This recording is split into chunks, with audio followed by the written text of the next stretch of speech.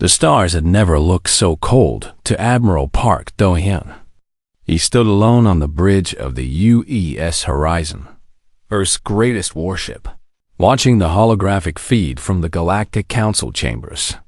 His hands were clasped behind his back, but his fingers trembled with anger he could not show. For 300 years, humanity had served the Galactic Council. They had bled for them. They had died for them. Human soldiers had fought on frozen moons and burning deserts, protecting alien worlds that looked down on them. Human engineers had built cities in the clouds for species who called them primitive. Human doctors had saved millions of alien lives while their own people received nothing but insults.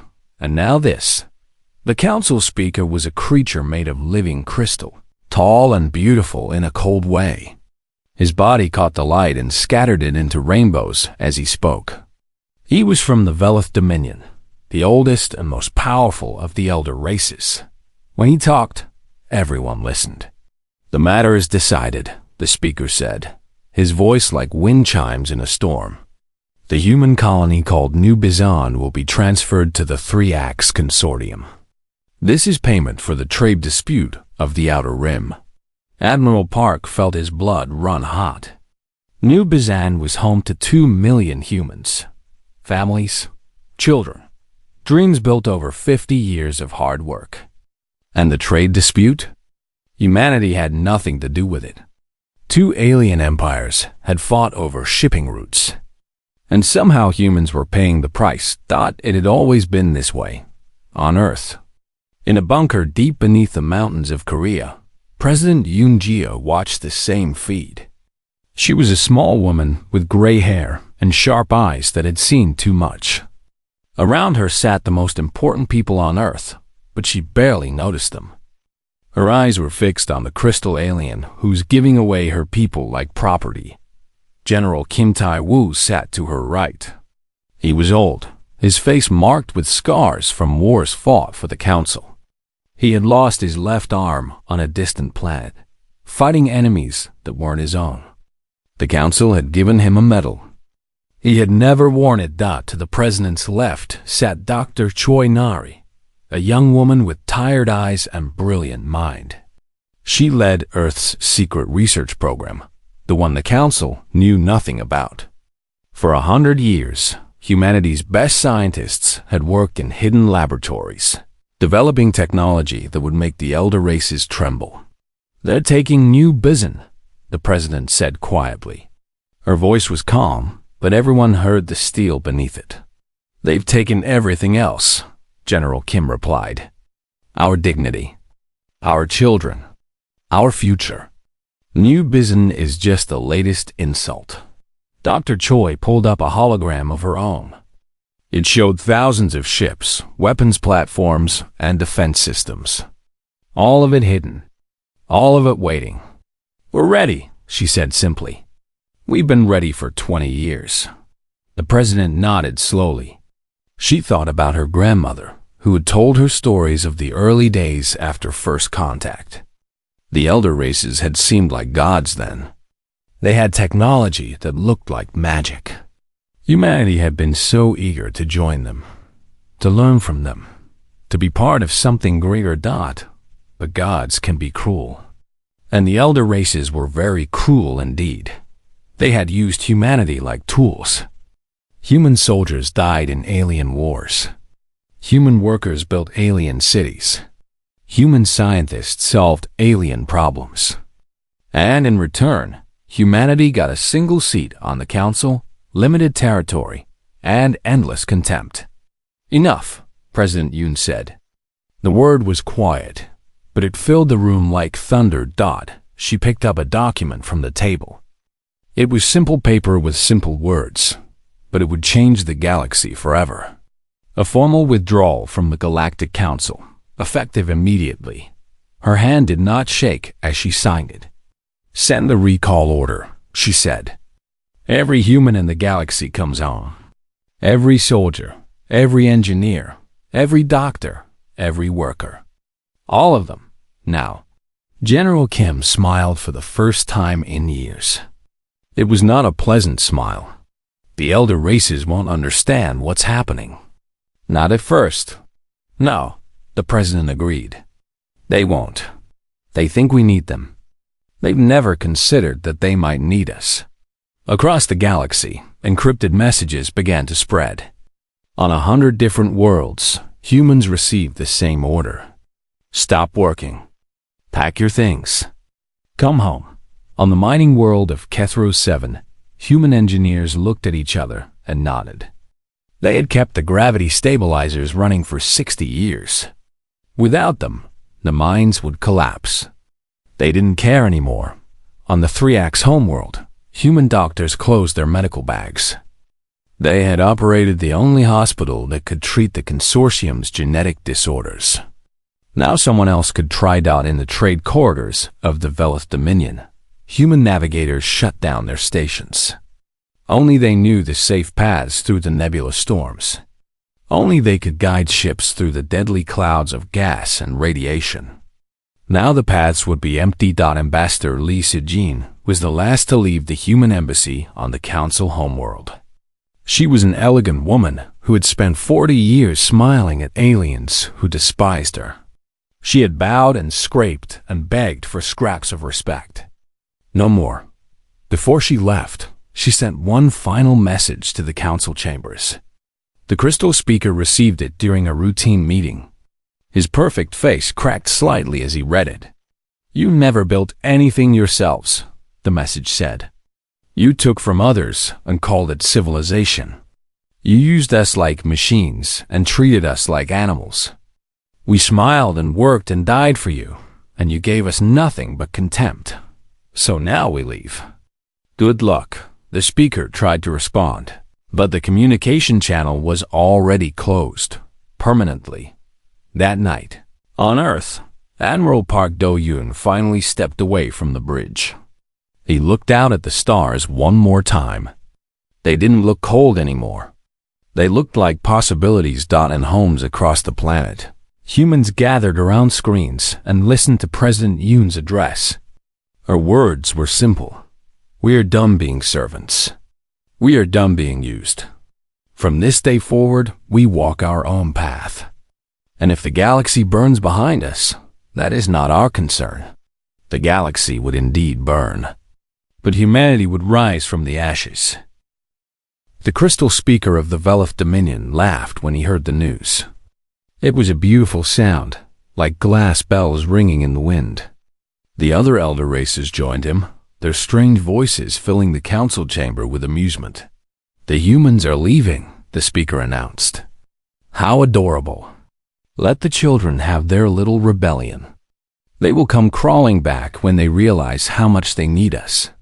Around him, the representatives of the 12 elder races nodded in agreement. The insectoid Kreth clicked their mandibles in what passed for laughter. The floating gas beings of the Yoth collective bubbled with amusement. Even the silent stone creatures of the deep hollowed out what might have been a chuckle. None of them understood what was about to happen. The first signs appeared within days. On Kethro 7, the great mining world that produced half the galaxy's rare metals, the gravity stabilizers began to fail. Without human engineers to maintain them, the ancient machines sputtered and died. The mines, dug deep into the planet's unstable core, started to collapse. Thousands of 3-Ax workers fled to the surface, but there was nowhere to go. The transport ships that usually carried the ore away were gone. Human pilots had flown those ships. Now they sat empty on landing pads, their controls locked with codes only humans knew. By the end of the first week, Kethro 7 was a dead world. The mines had fallen into the planet's core. The explosions could be seen from space. On the 3-Ax homeworld, the panic was just beginning. The consortium had outsourced everything to humans over the centuries. It had seemed so clever at the time. Why waste 3-Ax lives on boring work when humans would do it for almost nothing? Now the factories stood silent. The power stations flickered and died. The farms, run by human agricultural experts, withered as no one remembered how to operate the automated systems. The great hospital where human doctors had worked day and night closed its doors forever. Elder Thriax began to die. Their species suffered from a rare genetic disorder that only human medicine could treat. Without the doctors, there was no cure. Families watched their elders fade away, and their anger grew. "Where are the humans?"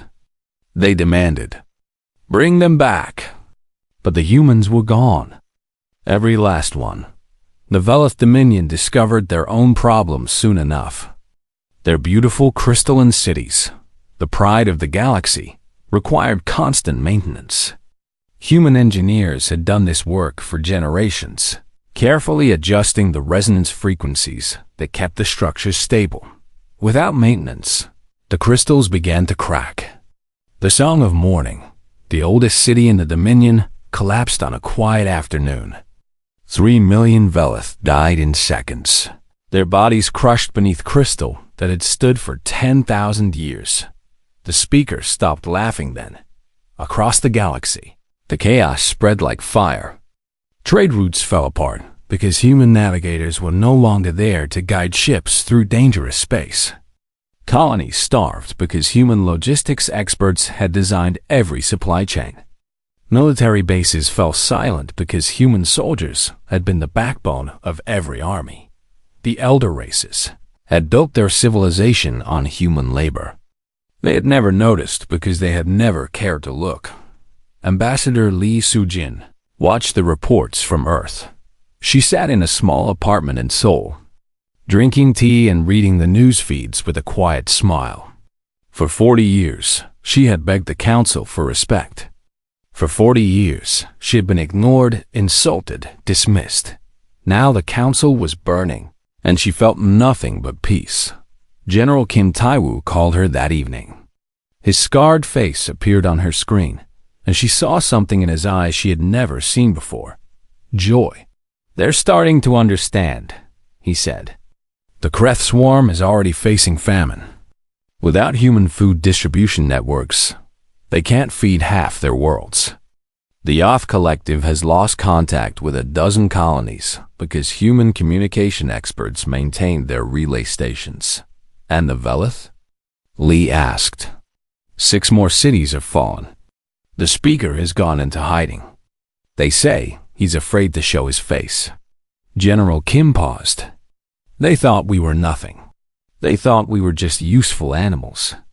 Now they're learning the truth." On Earth, President Yoonjia addressed the planet once more. Her face was calm, but her words carried weight. "The galaxy is in chaos," she said. "The elder races are suffering. Many will ask if we should help them. Many will say we are being cruel." She paused, letting the silence stretch. "For 300 years, we helped them. We gave them everything. Our strength, our minds, our lives. And they gave us nothing but pain. They stole our colonies. They sent our children to die in their wars. They called us primitive while using us like slaves." Her eyes seemed to look directly at every human watching. "We owe them nothing. Let them learn what it means to stand alone." Dr. Choi Nari watched the address from her laboratory. Around her, scientists worked on the next generation of human technology. Ships that could cross the galaxy in days. Weapons that could shatter planets. Medical advances that could make humans nearly immortal. All of it hidden. All of it waiting. "They're going to come begging soon," she said to her assistant, a young man named Tan Minho. He nodded, adjusting a holographic display.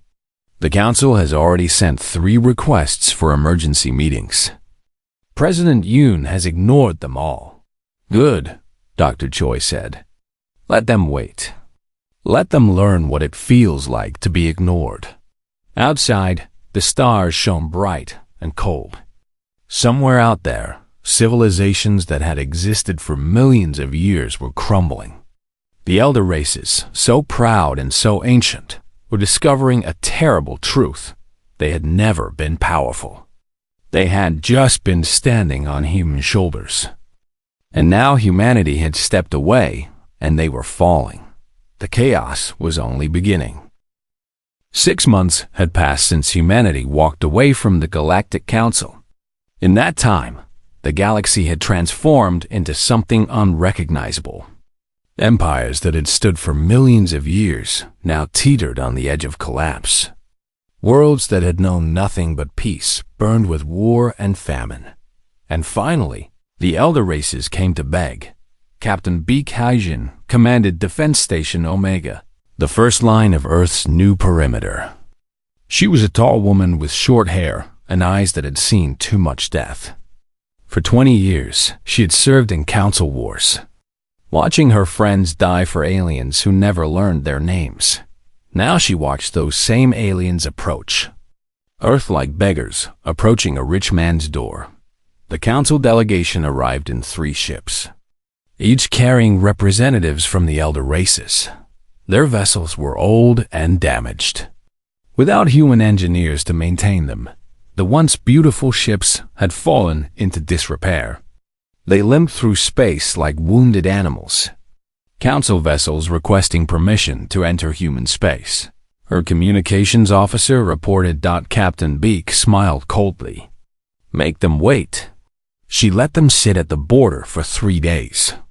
Let them stare at the weapons platforms that surrounded Earth's solar system.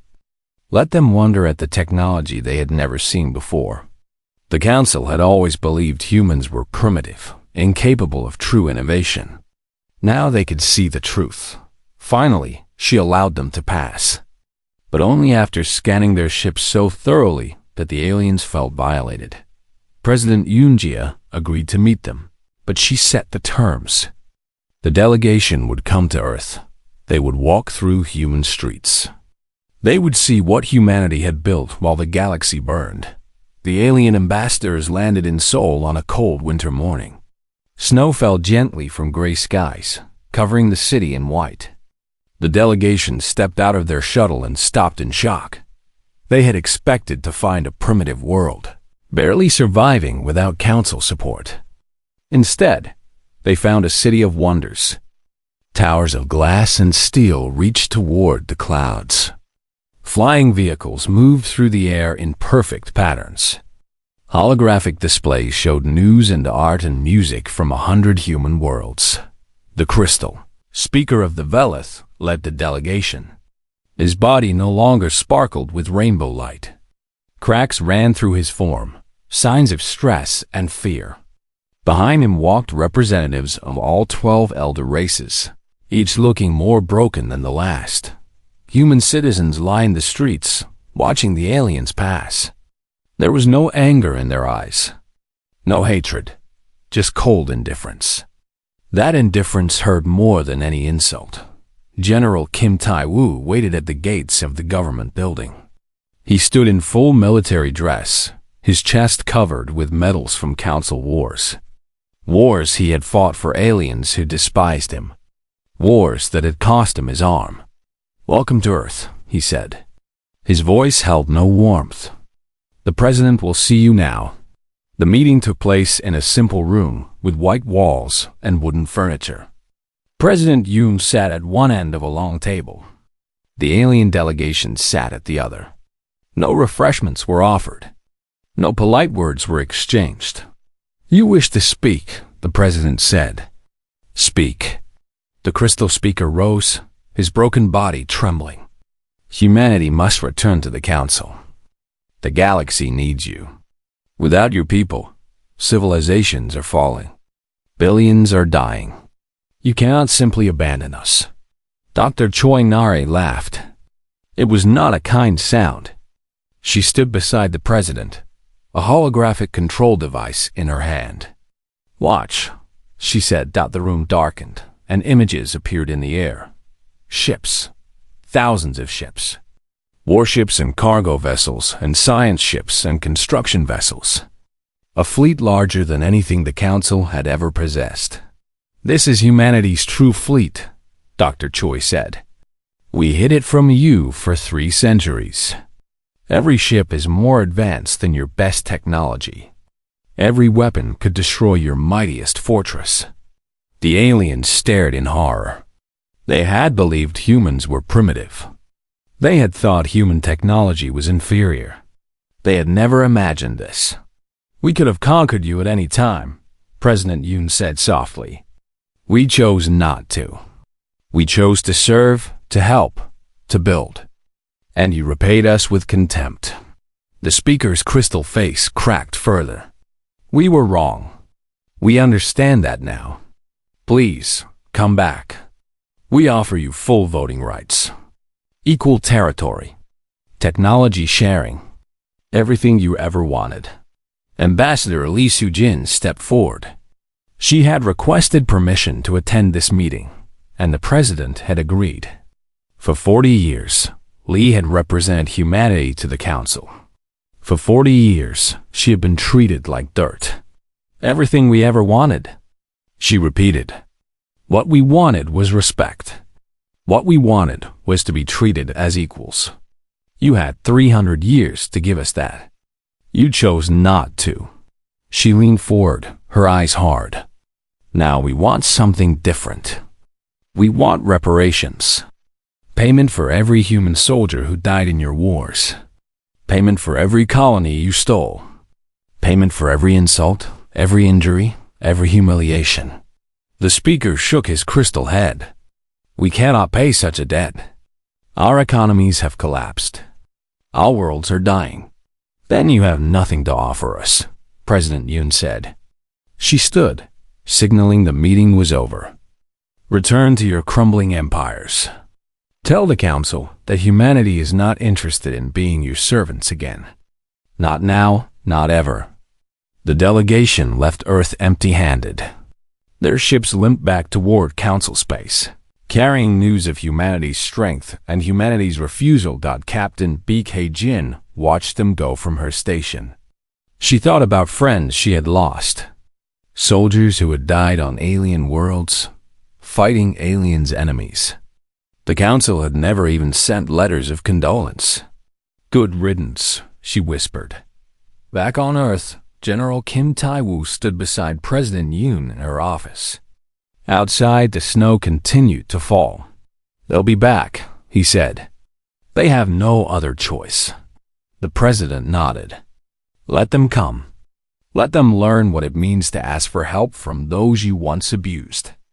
We have time. We have strength. And we have very, very long memories." The chaos in the galaxy continued, and humanity watched, patient and cold, waiting for the right moment to reshape the stars. 1 year after humanity walked away, the Galactic Council shattered like glass dropped on stone. Lieutenant Han Ji-woo sat in the heart of Earth's deep Space Command, surrounded by screens showing the chaos across the stars. She was young, only 28 years old, but her eyes held wisdom beyond her years. Her job was to watch everything, report everything, and feel nothing. That last part was becoming difficult. "The three acts have declared war on the Velith Dominion," she reported to General Kim Tae-woo. "They blame them for driving humanity away. Fighting has already begun in 3 systems." General Kim nodded slowly. His face showed no surprise. He had expected this. When empires fall, they always look for someone to blame. The war had started over something small. The 3 Acts Consortium, starving and desperate, had tried to seize Velith food stores. The Velith, already broken by the collapse of their cities, had responded with ancient weapons they barely knew how to use. Now 2 of the greatest powers in the galaxy were burning each other alive. But that was not the worst of it. The Kreth swarm, the insectoid species that numbered in the trillions, faced extinction. Their hive worlds required precise food distribution networks to survive. Human logistics experts had designed those networks 200 years ago. Without them, the system collapsed. Whole hive worlds went dark. Billions of Kreth starved in their tunnels, waiting for food shipments that never came. The survivors turned on each other, ancient instincts overwhelming their civilization. What had been a unified species became 1,000 warring factions, each fighting for the last scraps of food. Lieutenant Han, watched the footage with hollow eyes. Kreth drones killing each other in the streets. Queens being torn apart by their own children.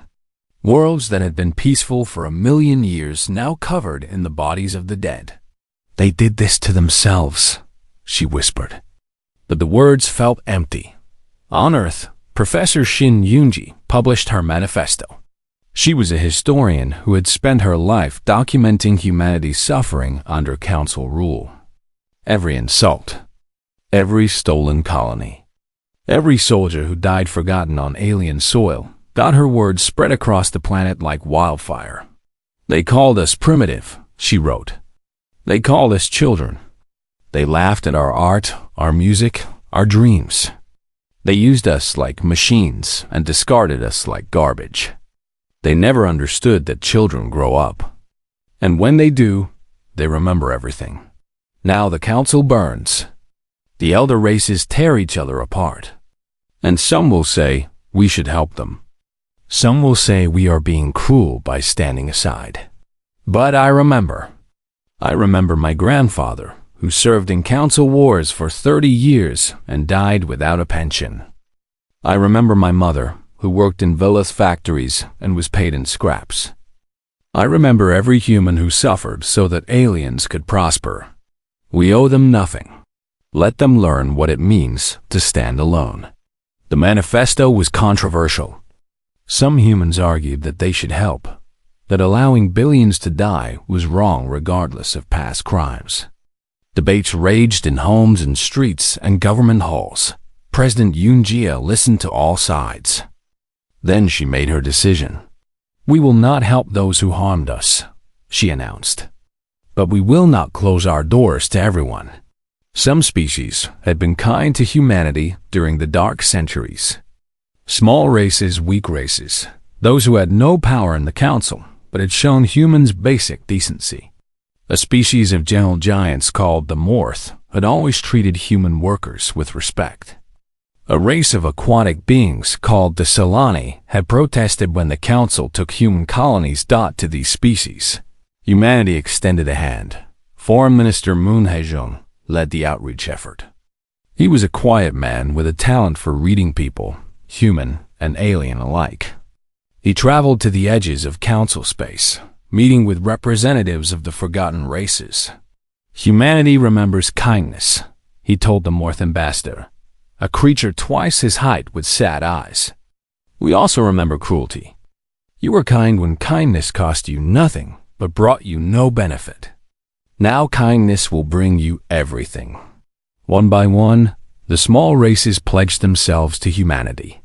They brought their worlds, their resources, their people into humanity's protection. In return, they received food, medicine, technology, and something they had never had before. Respect. Meanwhile, the council's collapse accelerated. The Velith Dominion, once the greatest of the elder races, fractured into a dozen warring factions. Each faction claimed to be the true heir of the old empire. Each faction fought the others with weapons they barely understood. The crystal cities continued to fall. Without human engineers, no one knew how to stop the decay. Billions more died, their bodies buried beneath the ruins of ancient glory. The speaker himself was assassinated by his own guards. They blamed him for the catastrophe, for driving humanity away with his arrogance. His crystal body was shattered into 1,000,000 pieces and scattered across the dead fields of his homeworld. Lieutenant Han Ji-woo documented it all. Every battle. Every collapse. Every death. It was her job, and she did it well. But at night, she dreamed of the Kreth starving in their tunnels. She dreamed of Velith children crushed by falling crystal. She dreamed of worlds burning and screaming and dying. She told no one about the dreams. General Kim Tai-woo found her one morning, staring at her screens with red eyes. He sat beside her without speaking. They watched the chaos together in silence. Does it ever bother you? She finally asked. All this death? The general was quiet for a long moment. Every day, he said. But then I remember my soldiers. Good men and women who died fighting wars that weren't ours. The council never mourned them. They never even learned their names. He looked at her with old, tired eyes. The elder races created this galaxy. They built it on the backs of species they considered lesser. They used us and discarded us for millions of years. What's happening now isn't our fault. It's the natural consequence of their own cruelty. Lieutenant Han nodded slowly. She understood, even if understanding didn't make the dreams go away. Across the stars, the old order was dying. And from its ashes, something new was beginning to grow. Humanity stood at the center of it all, patient and strong, waiting for the right moment to build a better future. 5 years had passed since humanity walked away from the Galactic Council. The Council no longer existed. Its great chambers stood empty, its crystal halls cracked and dark. The elder races who had ruled the galaxy for millions of years were scattered, broken, reduced to shadows of their former glory. And humanity had risen. Admiral Park Da-Yun stood on the bridge of the UE's horizon, the same ship where he had watched the Council steal New Bizen so long ago. His hair was white now, his face lined with age, but his eyes still burned with purpose. Before him spread the greatest fleet humanity had ever assembled. 10,000 ships, each gleaming with technology that would have seemed like magic 5 years before. They had come to witness the formal end of an era. The Council homeworld hung in space like a gray jewel. Once, it had been the center of galactic civilization. Now it was a graveyard. The crystal towers of the Velith lay in ruins. The great chambers where elder races had debated the fate of billions sat empty and cold. Admiral Park felt no joy looking at the destruction, only a quiet satisfaction that justice had finally come. On Earth, President Yoonjia prepared for her greatest address. She stood before cameras that would broadcast her words to every corner of human space and beyond, to the 47 systems that now flew the human flag, to the allied species who had joined their cause, to the remnants of the elder races who watched from their ruins. 5 years ago, humanity made a choice, she began. We chose to stop being servants. We chose to stop accepting disrespect as the price of survival. We chose to walk away from those who had used us and abused us for 3 centuries. Her voice was calm but carried across the stars. The galaxy told us we would fail. The elder races laughed and said we would come crawling back. They were wrong. We built our own future. We created our own strength. And when the old order collapsed, we were ready to build something new. In the audience chamber on Earth, the representatives of the allied species listened with tears in their eyes. The Morth ambassador, that gentle giant who had always treated humans with kindness, wept openly. The Solani delegation swam in their water tanks, their songs of joy filling the room. They had been forgotten by the Council, dismissed as weak, unimportant, beneath notice. Now they stood as equals beside humanity, part of something greater than they had ever imagined. Dr. Choi Nari unveiled the gifts of the new age. Terraforming engines that could turn dead worlds into gardens within years. Medical technology that could cure any disease, extend any life. Ships that could cross the galaxy in days instead of months. These technologies were our secret, she said. We developed them in hidden laboratories while the Council thought us primitive. Now we share them freely with all who stand beside us. Not as masters sharing scraps with servants. As partners building a future together. On New Bizen, the colony the Council had tried to steal, a celebration filled the streets. The 2 million humans who lived there had watched their world become the symbol of humanity's determination. They had refused to leave. They had built defenses. They had prepared to die rather than submit. Now their world was the jewel of human space. Beautiful gardens covered what had once been bare rock. Children played in parks that should never have existed. The future that the Council tried to steal had become brighter than anyone had dreamed. Ambassador Li Sujin stood in the center of New Business Capital, welcoming the first class of alien students to the Human Academy of Sciences. Young Morth and Solani and a dozen other species sat beside human students, ready to learn together. For 300 years, we learned from the elder races, Li told them. They taught us that power means taking from others. That civilization means standing on the backs of the weak. That respect is something only the strong deserve. She smiled warmly at the young faces before her. We reject those lessons. Today, we teach something different. That true strength comes from lifting others up. That true civilization means building together. That every species, every person, every life deserves dignity and respect. Captain Beak Haijin, now Admiral Beak, watched the ceremony from orbit. Her defense station had become the first port of call for species seeking humanity's protection.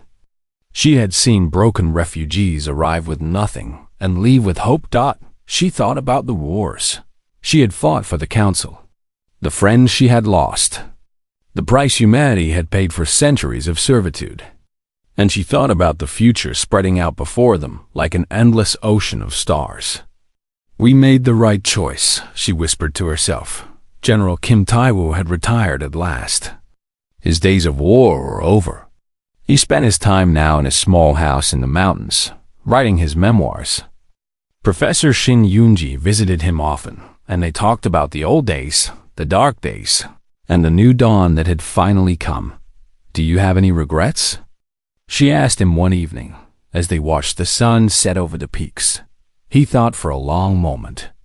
I wish we had walked away sooner.